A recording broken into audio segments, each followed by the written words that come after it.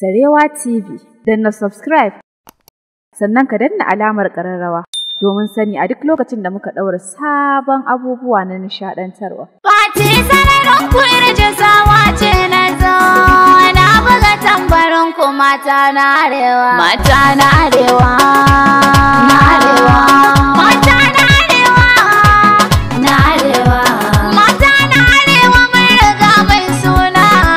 Ai komai sai da mu ku gane nufina, muna cin duniyar mu ga tsinke, maza wahalar mu kansu ba su sake. Ku bani kiɗa na rera taken mata, Fati sarari ina sahun 'yan mata. Mata na arewa mun zamo 'yan gata. Mata lokacin mu ne, mata zamanin mu ne, mata ku kasa ku girgiza don ku na yi tambari mata. Ayyaka yau mata ku girgiza, ku girgiza, taka har da rausayawa. Ya kunya dole mi cirewa, mi cirewa. Kuna so kuma ku so, tunda har Allah ya so, dole ne mu za a so. Jin daɗi na ku sai da mu mata, kuna wahalar kula da mu mata. Ku yi komai don ku burge mu mata, mu sha madara ku sha kamu mata. Ku nemo muna gida ku kawo mana, muna cuta ku kawo magunguna, sai mun so gunku za mu yi magana. Idan kuma za farin ciki mu hana mata, tilasa haƙuri ku yo ku ɗau dangana mata.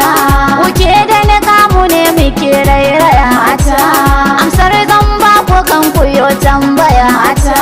Kuna kishin mu, kuna gadin mu, sai mun so za mu duba sashen ku. Sarauta na wuyar mu ne mata, ariri ta mahar a yogata. Muna tako da nuna kasaita, madubi kun maza fa sai mata. Mu sha shanin mu duniya ta yi daɗi. Mata na arewa sai mu taka mu juya. Mata na arewa mu girgiza mu rausaya. Mata na arewa mi baya baya sannan gaba sai mu dawo. Ka doka tambara 'yan waye doguwa, mai kunya sai ki koma can baya. Daga baya wace gunta babu bodi to ta buya, ta buya. Kun ga Fati sarari na fi son mai hanzari, mu kula mi guzuri, lahira mi hankali. To ku bari na bari shi ke ture na banka karka zauna ba.